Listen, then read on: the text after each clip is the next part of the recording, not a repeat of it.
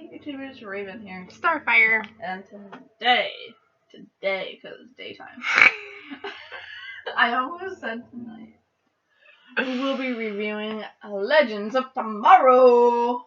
Season 7, Episode 6, Deus Ex Latrina.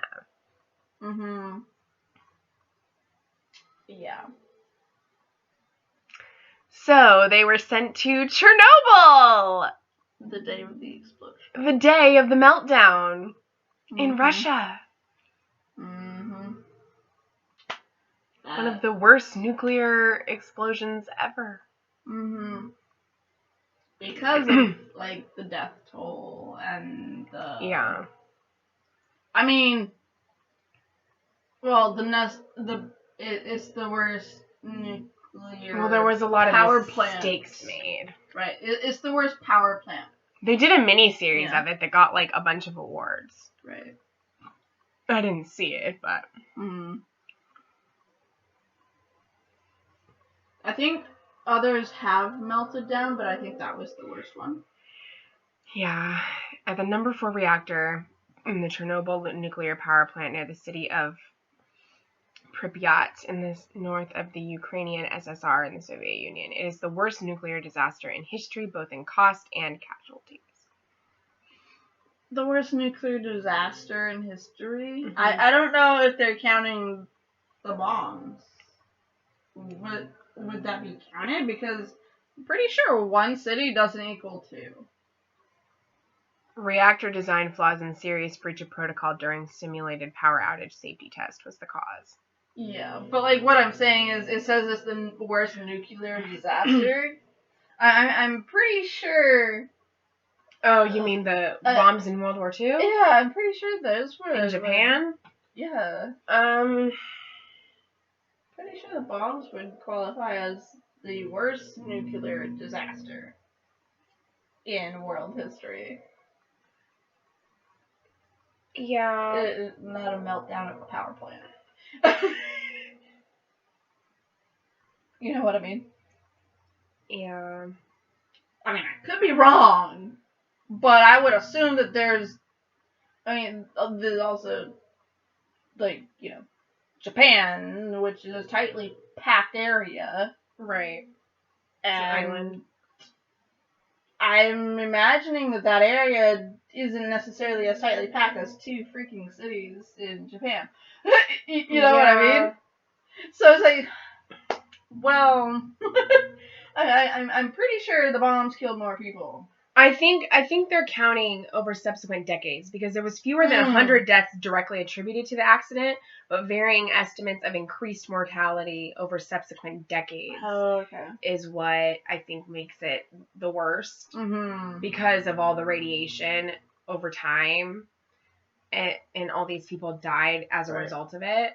So because this time it went into the ground and the bombs, the bomb residue still went into the ground, but it wasn't it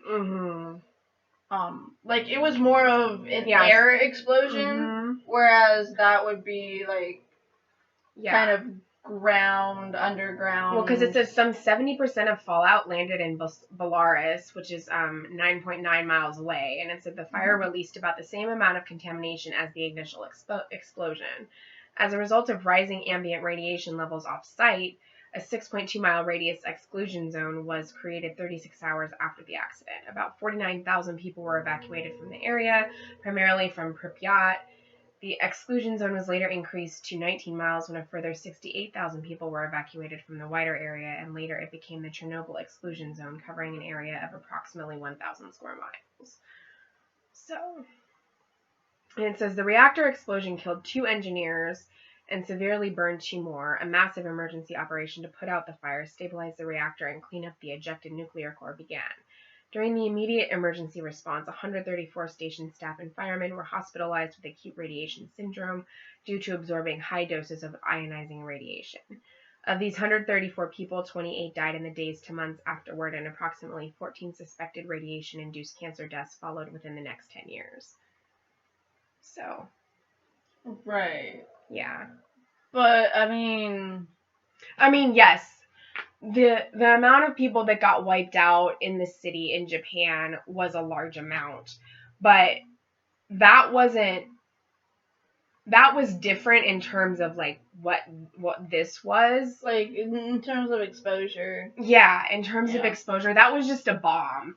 Right. Like, I mean, there was nuclear fallout to it. There was, but it wasn't. It was to the also extent. just like one boom, whereas that was two booms. Yeah. Prolonged. Right. And and it wasn't to the extent that this was. Like this, because since it was prolonged, the because we just air was able to move it further away. Because we just did the bomb thing to get them to be like, look, if you don't surrender, we're gonna do this to you. Right. And but like yeah, like I'm just saying because like I mean yeah, still a bajillion people died. No, I know. So, let's see. I don't know. I think it would, if anything, it'd be a little even. You know what I mean? Yeah, for the Hiroshima. So it says, compared with other nuclear events, the Chernobyl explosion put 400 times more radioactive material into the Earth's atmosphere than the atomic bomb dropped on Hiroshima. Yeah, but that's also because of the, because it came from a core reactor. Right. And it was faulty, and it was years later, so we had more, understanding of the volatile substance. Yeah, because the bombs was in the 40s, maybe 45, and this was in 86, so this was like 41 years later. Mm-hmm. So it was more potent, not just because it came from the reactor or whatever, but because as time went on, the nuclear shit that we have got more potent. So it says that like atomic weapons tests conducted in the 50s and 60s altogether are estimated to have put some 100 to 1,000 times more radioactive material into the atmosphere than the bombs. So the bombs didn't really. So they put like minimal amounts in the bomb and dropped it. I think so. I don't know. It says far fewer people died as an immediate result of the Chernobyl event than the immediate deaths from radiation at Hiroshima. Chernobyl is eventually predicted to result in up to 4,000 total deaths from cancer sometime in the future, according to the WHO, and create around 41,000 excess cancer, according to the International Journal of Cancer, with depending on treatment, not all cancers resulting in death. But due to the differences in half-life, the different radioactive fission products undergo exponential decay at different rates. Mm-hmm. Hence, the isotopic signature of an event where more than one radioisotope is involved will change with time. So. Well, we all learned something today. Yeah, so the atomic weapons tests are estimated to have put some 100,000 to 1,000 more radioactive material into the atmosphere than the Chernobyl accident. So weapons tests actually put more into the atmosphere than the Chernobyl did. Oh, stop testing. In the 50s and 60s. Yeah. Well, they don't really do it as much anymore. Right, but because they know the consequences of that. Yeah. I don't really understand how you wouldn't have known the consequences of that to begin with. I don't know. Like, if it's gonna affect people that way, how the fuck do you think it's gonna affect the environment? Like, yeah.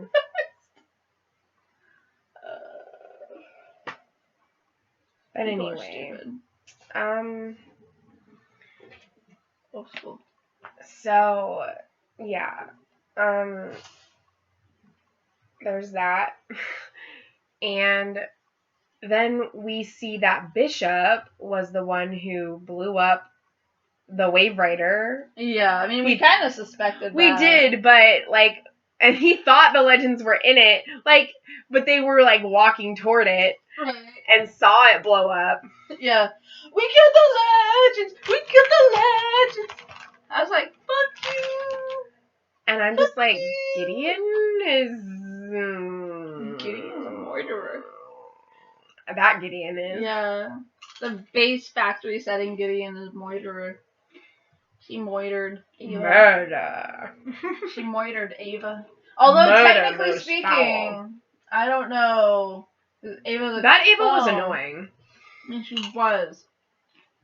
But, with Ava being a clone, how would being thrown into the time stream affect her? She might still be alive. She might.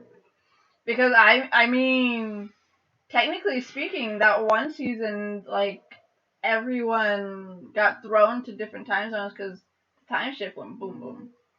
You know? Mm-hmm.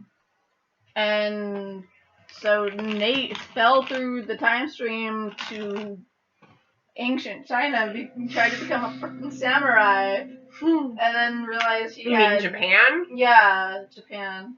Because samurais Why are did I say Japan. China? I know. It's okay. Dude, like I told you before we started, I'm working on like 2 or 3 hours of sleep. I forgive you. It's okay.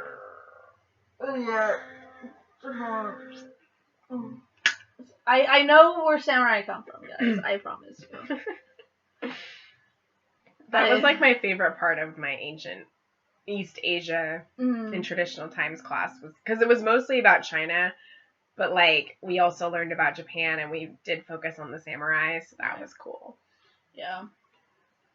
I never took a class like that, but I like. Well, because my watching- concentration was history, I had to take like 21 units of history, and so that was one of the areas that I had to take. Was like, Right. you had to do like Western history, and then like European and like Asian and stuff. And I like watching a lot of History Channel type, like history documentaries, and so like, and like, you know, reenactments of. Right. So even though I'm not getting the school version of history, I'm still getting a version of history. Well, you're probably getting more from that than you would in school. Probably. So, I mean, unless it's college, because college you learn a lot more of it. In like the lower grades, you don't learn as much history. No. Social studies. Yeah. I mean, it's the wrong term. You're not studying social interaction. You're studying history. Well, I think they just mean like, because sociology is like the study of people. Right, and you're studying history. History is very much about people. Yeah. And culture. Yeah. And so. But then why wouldn't we keep that phrase throughout all of school? You know what I'm saying? Yeah. Like, if you're gonna start out with social studies, then it should be social. I think they consider it like thing. social science, like history, social science, or history, social studies. I don't know. It's just like I think it's stupid that they changed the name. Like, yeah. If you're gonna start off with a name, then keep it, because it does rightfully identify it, but so does history. So why confuse people? Yeah. It's like, no, I outgrew social studies. You're studying history, fool. You're still studying social studies. Shut the hell up. I mean, there was a lot of things that I didn't know about history that I learned when I was in college. Right. I mean, yeah. Because in high school and elementary school and middle school, they mainly just focused on the presidents and the wars. Only half of that is interesting. Apart from the people that the wars. And they don't But really... the dates suck. I mean, there's certain dates that I think are important to know. Yeah. But not all of them. You know, if it's a significant event, then yeah, you should know the date. But, yeah, like for instance, the Japanese internment camps. I didn't know about that until college. Really? Yeah. Because when we focused on World War II, we never focused on that part of it. We just focused on, like, Pearl Harbor and, like, the bombs and stuff and, like, our involvement. And, you know, the stuff that happened in Europe. I think senior year, we touched a little bit on that. Well, senior year for me was government and economics. What is it? Yeah, government. Junior year was U.S. history. Yeah. Sophomore year was world history. Okay, well, high school. I'm pretty sure we touched a little bit on it, because I thought I remembered seeing a Japanese internment camp in my history book. We might have, but if we did, I didn't know that much about it. Like, I didn't... Or I could just be thinking of all the documentaries I've watched. Because I didn't realize that we did that. Mm-hmm. So, like, when I was doing my, like, U.S. history in college at MJC, like, we learned about that. When I was doing my California history, we learned about it. And we actually had... Well, because the fairgrounds in Turlock was one of the places where they did that. Yeah. And so that's why. Like, we had a girl that was in the class who came to school during the time we were talking about it and brought her great-grandfather or whatever generation it was, the paperwork that he received from being imprisoned. Well, George Takei, him and his family, they were interned when he was a child. Yeah. So he had the paperwork, he had the handwritten letter saying, I'm sorry, like, that's gonna solve anything.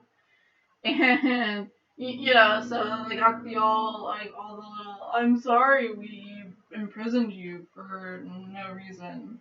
Like... It's paranoia and fear. That's what all of that kind of stuff is driven by, is the Red Scare in the 50s with the communist stuff, and the Japanese attacking us again, so we have to intern them and make them be prisoners. I mean, that would be like us throwing people in prison or camps now because they bombed the towers back in, you know... Well, some of the people that were involved in that are at Guantanamo right now. Yes, but that's because they were actually involved in it, not they were rounding all the people up. Well, we killed Bin Laden, so he's gone. But you know what I'm saying? It's not like we're going around the whole freaking U.S. and rounding up anybody who you think looks like one of them. Right.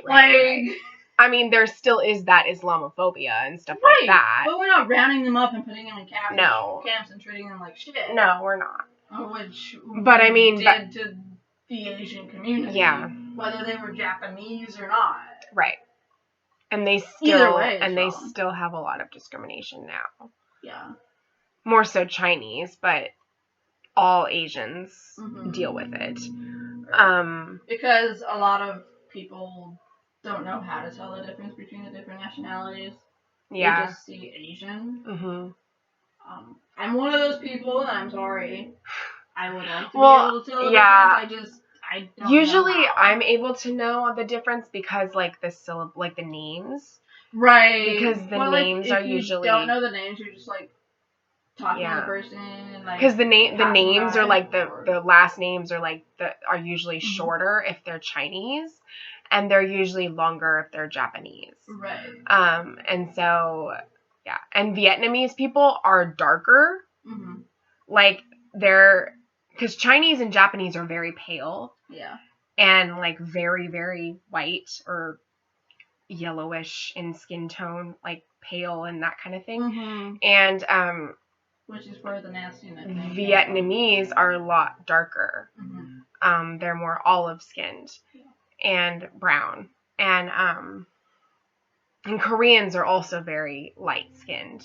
Right. So if you don't know the full names, sometimes it's hard to tell the difference. Because the skin tone isn't always the best identifier. But, yeah, so... And I'm not trying to be offensive. Right. I'm just saying that, you know, typically...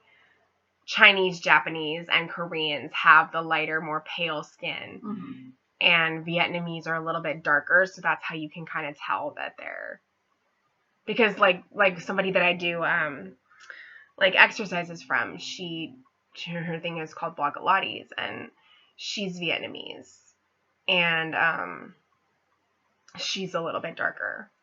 So, that's how, you know... And, I mean, she said so, too, so, like, you know... Right. Like, you know that, but that's one way that you can tell. Yeah. So. But yeah, I mean, like, there's just always been that whole fear and that paranoia, and that's part of why we've done that in the past. Yeah. I'm kind of surprised with what they're doing on Legends that they haven't actually gone to that, like... Oh, with, like... the Holocaust or like the internment and stuff like they haven't touched any of that. I think it's just because of how sensitive of a topic it is. Yeah. I think it's far enough removed that it's okay to, like, include it in a show like that. Right. But at the same time, it's also really, really hard for people to watch that kind of stuff. Yeah. And so because I mean, like with they Chernobyl, make it as realistic as. Yeah, but see, with this Chernobyl thing, they barely even showed the fallout stuff. They didn't. They just said this is the date when the meltdown happens. Mm-hmm. They didn't show any of the stuff that actually occurred with Chernobyl. Right.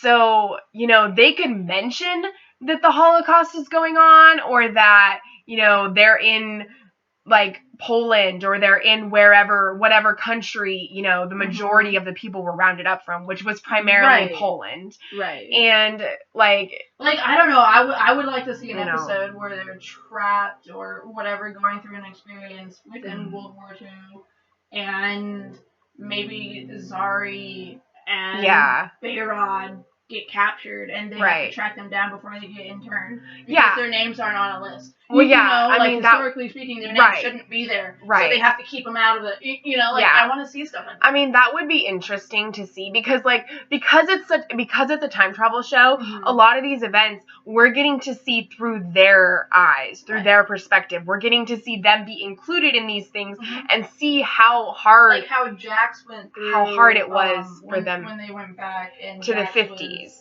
Yeah, in the 50s. When they went to the 50s back in, like, season 3. Or when Jax was in the barn with all the other slaves. Yeah. Or whatever time period that was. But there was also the one where they went to the 50s and he had a hard time. Yeah, he had a hard time, but that's because he had to say, like, good sir, no sir. But, like, when he was, like, because of the segregation, too. Yeah. Right, but, like, when he was thought of and treated as a slave, and he had to go through that experience, like, I mean, I never thought they'd touch on that. Like, that's such a touchy subject, and we went through that with him. Like, we saw firsthand, definitely not as bad as things were, but we saw, like, they actually went there, and they did it. They didn't hold back on it. Yeah, no, I mean, I know that they can go there. That's definitely something that they could do. And we could see, that struggle with that. Like, with Davies, for instance, this whole thing that they're doing. I mean, he's from the 20s, and he loved a man. It was illegal for him to love a man in that time period. Yeah. Plus, also being religious, that's unheard of. That's completely, like... I mean, taboo. Right. Not unheard of, but it's like, it's definitely something that doesn't happen. Right. I mean, it's hard enough being religious and going through feelings like that. But, to have it be illegal at the same time. Yeah. Like, I can't imagine that. And I like the fact, like it was saying in the TV Line article, that, they're having his character as Gwyn be bisexual, and Constantine was also bisexual. I think with Constantine being kind of wanting to bang whatever. I think he was more pansexual. Yeah. But they considered him to be bisexual, because I think that they only showed him with. Yeah, because people. Yeah. Gary is more the epitome of pansexual than Constantine. Like, truly. He, like, when I think of somebody in TV, aside from maybe Garak on Star Trek Deep Space Nine, like, Gary is definitely a pan character. Because he's willing to just be with whatever. He doesn't care who it is. He will bang that. And that's what pansexual is. You'll be with people that are straight, people that are gay, people that are trans. The opposite sex, the same sex, trans, whatever. If you're attracted to them, if they identify as a banana and you're attracted to them, then you're attracted to a banana. Yeah. So I think Gary is more the one who, like, is the what's the word? The person who's showing the pansexual pansexuality for the LGBTQ community in the show.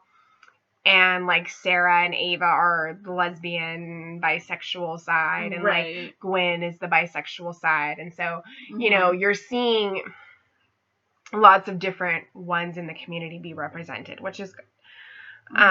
But, yeah, I mean, I like when, because it's a time travel show, they can take a lot more of those liberties, and they're able to go to these places where these characters, depending on what their race was, or their sexuality, or their religion, or whatever, they're able to, like, show that if they go to this time period, there's going to be this issue of they're not going to be accepted. Right. And they're able to challenge that because they know how things are in the future. And so, like, when we saw Astra and Spooner on that train, and the guy was treating the women in that band wrong, and, like, not letting them do what they wanted to with their contract and everything, like, Astra stood up for that, and she's like, no, you're not doing that anymore. And so, yeah, I mean, those things can change time, because things are just supposed to happen the way they're supposed to happen, unfortunately. But, you know, they ended up saving her life. The future, you can change the future. Like, if you know how things are in the past, you can make the future better. And I think that by, like, being a part of that and going through that personally, it helps to be like, okay, in the future, we can do this to make it better. Right. And, yeah. So.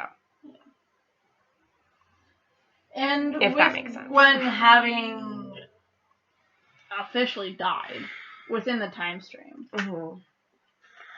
when he goes and saves his not boyfriend, I mean, yeah, his love. I'm sure that his love. They might drop them off in 2021. I'm sure the friend probably loved him too. Right. I mean, if those poems for him, he wrote him poetry, as touching as like, saying, I'm just saying. Right. It probably was mutual. He just didn't say anything about it. They couldn't act on it. They couldn't even speak it. No. They could not. I can't imagine that. I really can't. I mean, as much as I love, like, period stuff and, like, history and things of the past, you know, there's a lot of things that were hard for people back then. And, you know, I like the fact that that people of those races and those identities and everything are more recognized and respected for the most part. There's still a lot of progress to be made. But we're at a point where it's more recognized in society, and it's not completely segregated and not completely, like, illegal necessarily. Right. There's still people, of course, that frown upon it and don't like it or agree with it. But that doesn't mean that it's going to go away. Exactly. So while I don't like the things that people had to go through back then, in a way, those things had to occur so that we could have a better future.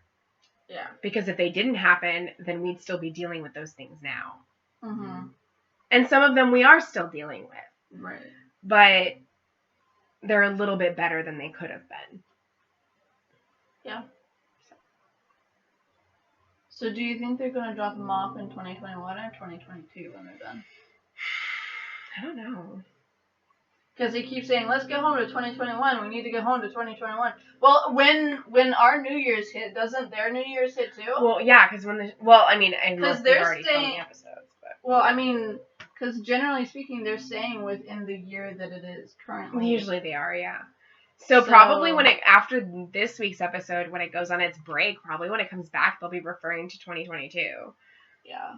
I don't know, but probably. I don't know how long it's going to go on with them being stuck in different time periods. Right. Although this week is the 40s and Rosie the Riveter. Yes. Oh my gosh.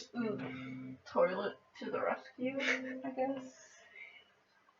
I mean, there's a lot of things that I liked about those times in the fact that it was simpler and people actually like talked to each other and there was more connection in that way.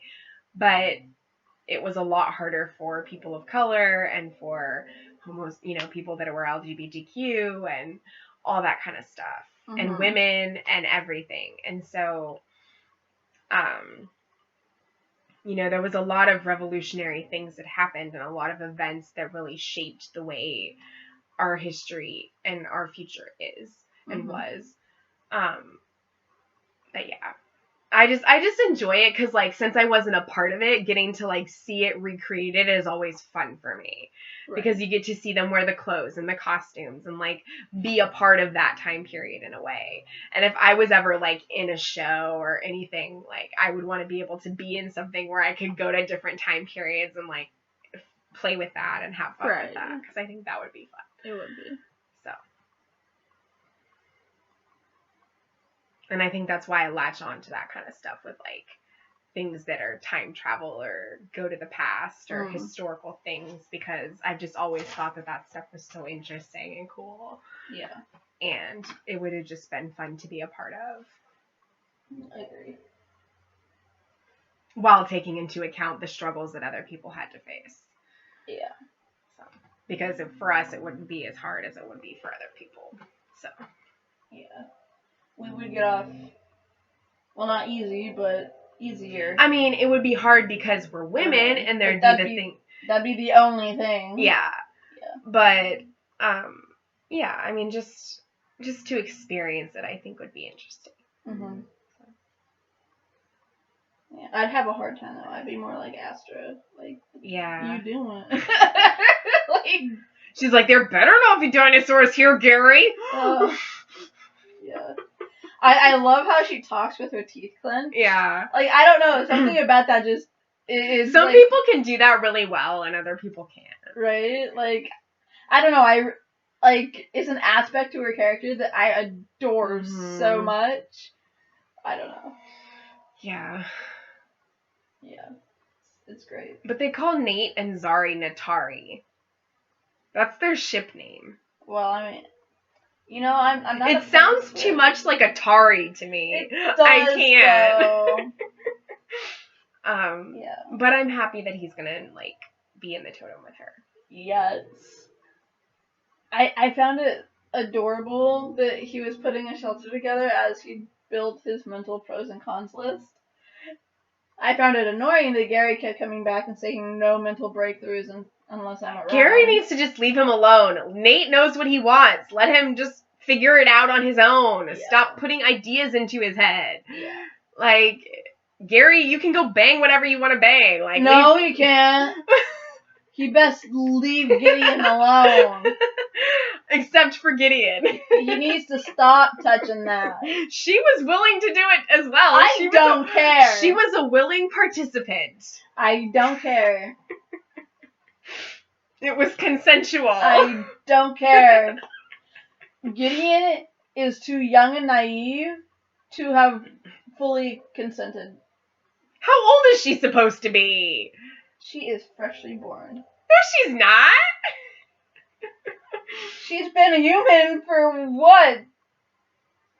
2-3 weeks? Yeah, but she's clearly an adult woman. But she's too, like, purely innocent. She's got the mind of a child. She does. And I don't think that she had the cognizance to... I can understand her wanting to have that experience. Right. Because she has that innocence and that naivety. Mm-hmm. But why did it have to be with Gary? Exactly. It could have been with anybody else. Why did it have to be with him? Why Gary? Like, I would have been more okay with it if it was somebody else besides him. Yeah. Probably. And we didn't see anything with Bayrod and Astra, but we still might. Right. Because we didn't this episode. Because that, I would support. I wholeheartedly support it. Oh my gosh. They need to have But it. Gideon and Gary? Gideon and Gary I can't even with a straight face. Like, I can't. Like, I wasn't trying to laugh when you were so angry, but, like, your reaction was just making me laugh. My texting reaction made you laugh, like, because you can mentally picture my face. Because you're just like, fuck no. Yeah, I was like, this shit's not happening. And then he texted me, no. And I was like, well, because I'm watching a commercial. Well, because I had commercials too, but I was fast forwarding them. I couldn't because CW. Yeah, so, I mean, we were pretty much on the same page, but, right. like, I was a little bit behind. Yeah. The second, like, I saw the fucking leaves in their hair. I know, I was just like, oh my gosh. I was like, dude, did you roll around in a pile of leaves? Like, Probably. I mean, wholeheartedly, like just actually roll. Because, like, they probably rolled around all over like a damn hairdo. Like, it was just kind of in the back of her head. Like, you could just see that there was, like, some leaves on the back of her head. I don't know. It was all over Gary.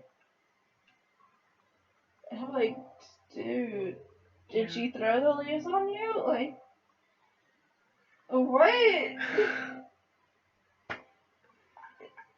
I mean, Gary's interesting, but why would you want your first sexual experience to be with him? Right? I mean, on top of that, you're looking for a human experience. Gary wouldn't know how to give you that.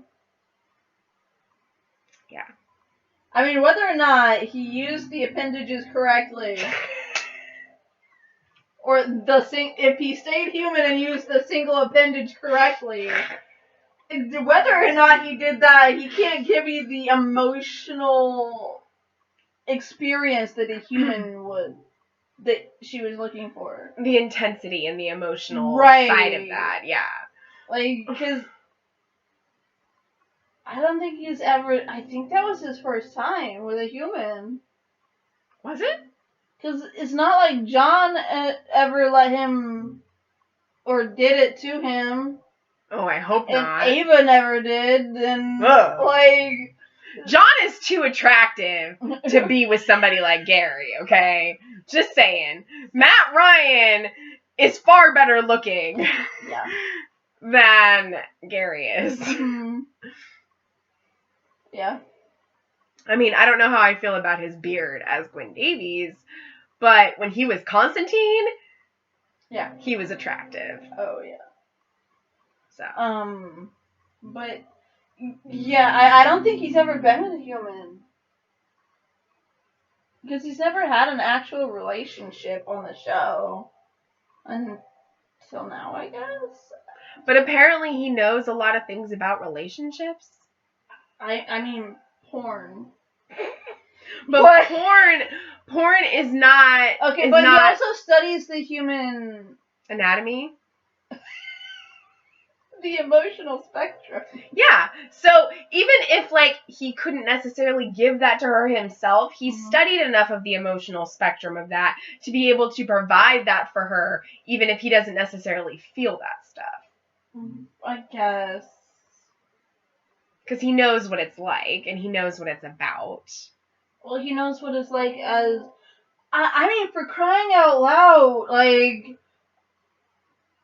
Rory got pregnant because she jammed her things in his ears. Like... His experience with that... I mean, I'm sure he stayed in his human form, because if he turned into his alien form, Gideon would be freaked out by it. No, she wouldn't, because she knows. Yeah. Like, she's maybe she liked it. I don't know. He walks around as an alien on the ship sometimes. Maybe she liked it. I mean, obviously she liked it. She said, let's do it again.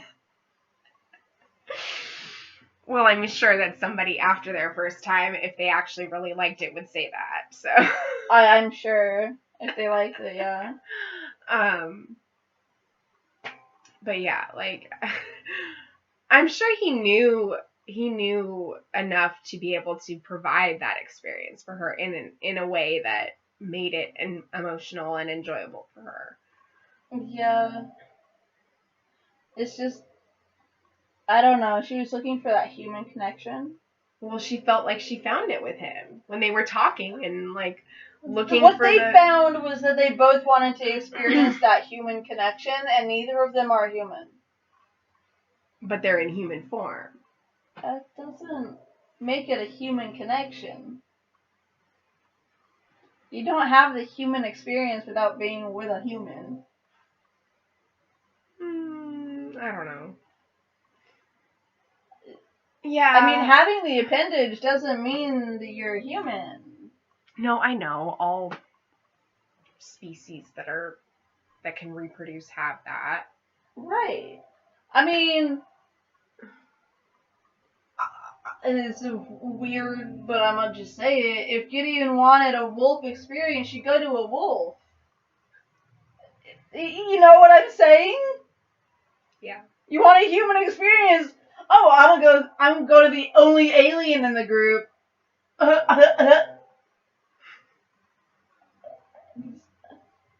Apparently, logic I don't understand, but apparently Klingons have more than one of those appendages. Damn, Worf. But Gene Roddenberry was like a sexual deviant, so yes. He was, yeah.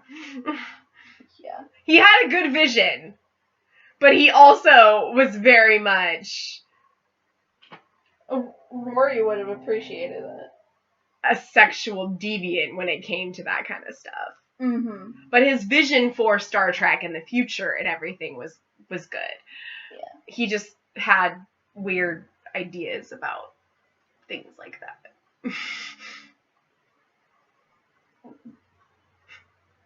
Did they take more than one mate? I don't know. Because now I'm like, wait, if they had 3, did their women have? I think they had like 2. I don't know. Like, but like I wouldn't be surprised. But it's just kind of going in, because Worf and Jadzia are together on DS9, and Jadzia is a Trill who has been different lives, basically. Mm-hmm. Been a man, been a woman, and, and she's with Worf. And they're not human. Right. But then on Voyager, you have 7 of 9 and the Doctor's a hologram, but he knows enough about humanity and the human experience to be able to help 7 with, like, social stuff when she's trying to get better at, like, having her humanity again after being assimilated for so long. So I think that you can still, in a sense, have that connection even if you're not truly human. Yeah. Because if you are around people that are human and you get to see those different things and you want to, like, have your own humanity and your own, like, individuality and find that, mm-hmm. then you can gain those connections with people that are human. Right. So. Yeah. I don't know. I think I'm mainly just looking for a reason why she shouldn't be with Gary. I mean, it could just be a one-time thing. It could just be a sexual. It could just be sex. It could, and not be an actual relationship. Because look, he's gonna be with all kinds of different people because he's Pan. He's gonna be like, I'm attracted to you. Let's go bang. Like he probably has a hard time being in a relationship because he wants to be with all kinds of different people. Mm-hmm. I'm surprised though that he got with, like, I'm surprised that Gideon did it for him. Like, not that Gideon said yes. I'm surprised that he said yes to her. Mm-hmm. Because he likes the dominant people. Like he stated to Behrad, is it wrong that I find your sister hot right now because she's telling me what to do? Well, maybe, even though it's Gideon's first time, maybe because she's... Right, but, like, I mean, the fact that he agreed to it, like, whether or not she was what he needed or liked or whatever, right, within the act, it's that he said yes in the first place that confuses me. Well, maybe like when she was, in her algorithm form, and she had all this knowledge, maybe she knew how to like push those buttons with him. Well, I mean, like, she was kind of a strict AI. Like, maybe she knew how to be dominant, even though she'd never actually done anything like that before physically. She might have still known how to, like, be dominant. I mean, she was kind of commanding as an AI strictly on the ship, right? Yeah. But she was never in charge of anything. And Gary seems to be drawn to people who are in charge of something. And she's very much a follower. Yeah. Not as much as he is. But He's I think... simp. But... but I think that, like, even though it was her first time doing that physically, like, I think that it was equally that they were both I don't think that, like, one was doing all the work and the other one wasn't. No. Like I'm not saying that. Like I'm more like, I'm sure they both equally did their part very well, apparently. Smushing booties. Bumping uglies. The horizontal tango.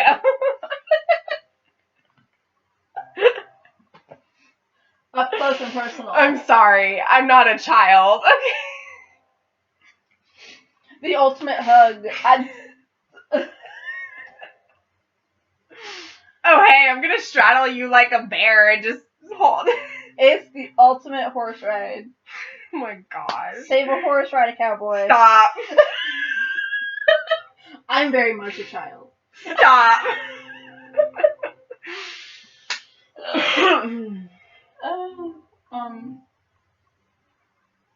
But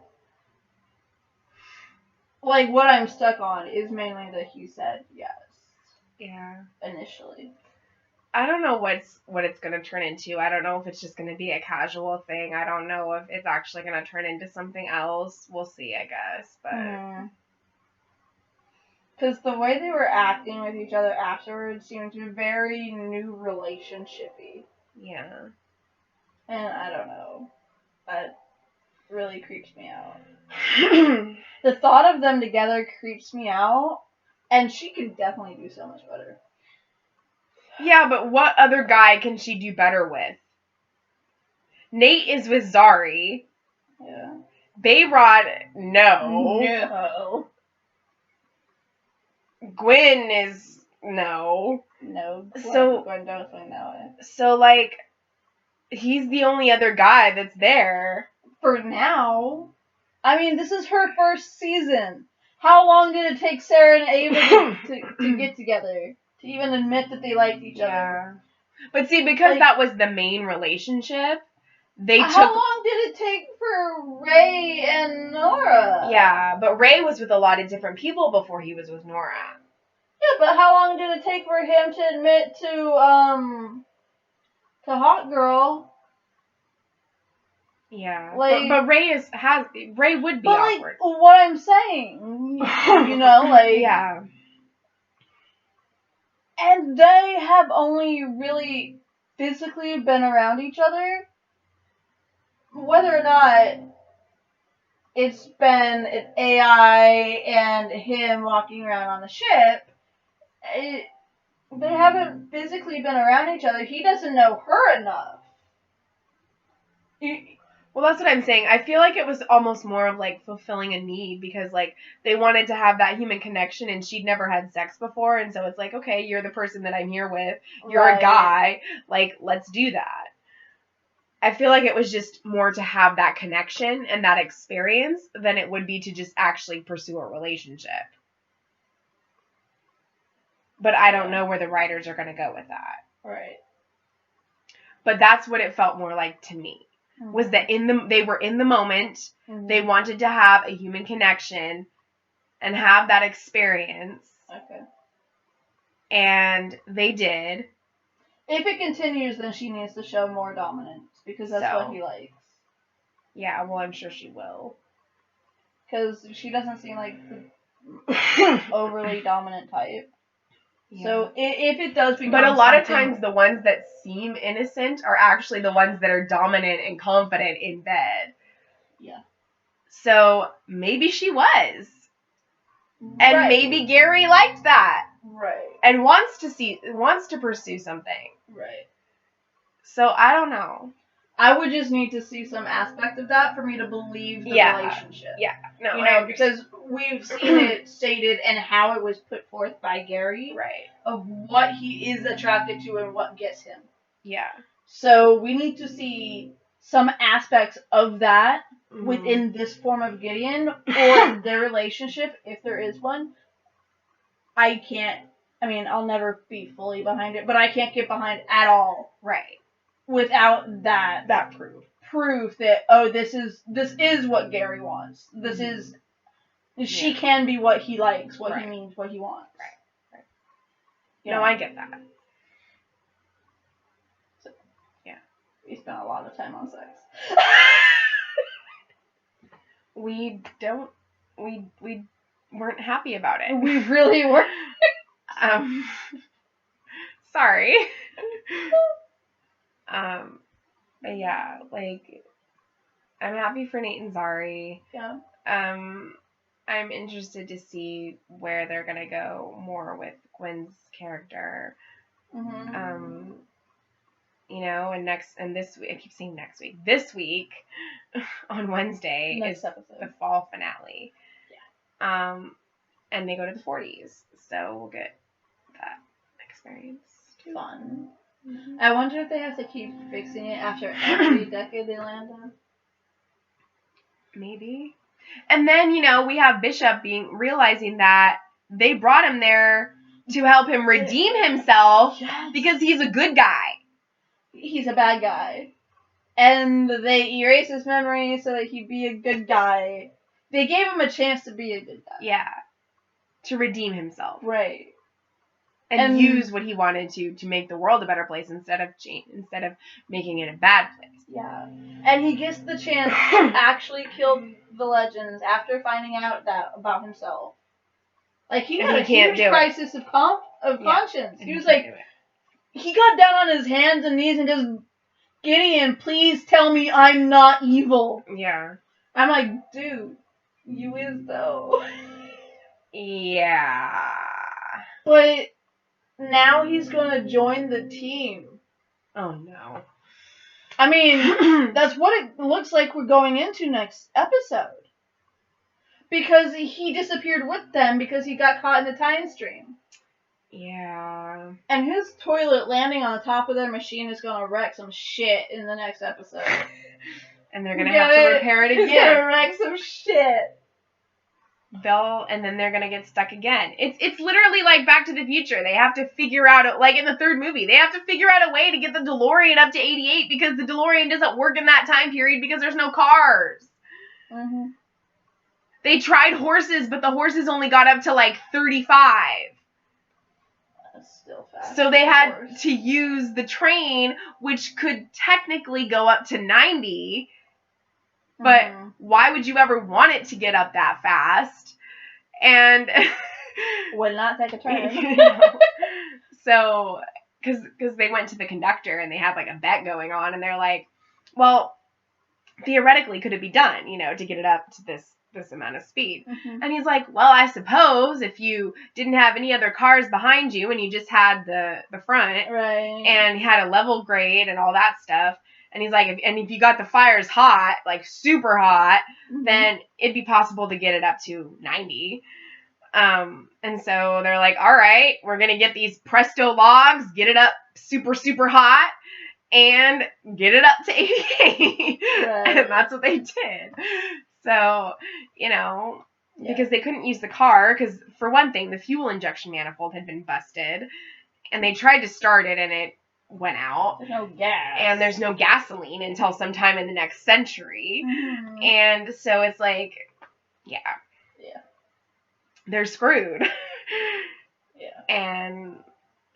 And so, I mean, hopefully, if something happens again in this episode, they're able to replace it. But as long as all these obstacles keep happening, they're gonna get stuck in a time period and have to replace the machine, and then and just keep trying to get back to their time. So yeah. Never thought I'd see a parachute on top of a toilet. I really didn't. Yeah. I mean, Deus Ex. Latrine toilet. I mean, with Latrina, I didn't make the connection right away. I mean, I didn't either, but as I saw him floating down, I was like, didn't they use the feminine version of the word? So I'm like sitting there going, yeah, but that's a dude. Like, my mind was caught on the fact that it was a guy riding the toilet and not a girl, because the A at the end is usually, like, how a woman would say the word. Right. So I'm like, my mind, like, that's what, I was stuck on the parachute on top and the fact that it was a guy. Because my mind couldn't wrap around a parachute on a toilet or the fact that it was Latrina and I was a guy. Like, yeah. My mind couldn't handle it. Yeah. Yeah. So, I think we pretty much covered most. I think we did. Yeah. Are you looking forward to a good bishop joining the team? I don't know. I think it's an interesting concept. I'm not exactly looking forward to it, but I'm here for it. Yeah. Like, I'm interested to see where it would go. Like, normally it would totally turn me off, you know? But with the realization and the epiphanies he's had in this episode, I think I'm ready for it. Yeah, I'm interested to see where it goes. Dreading it like I thought I would be. I'm interested to see where it goes. So, I guess until next time, always stay true to who you are.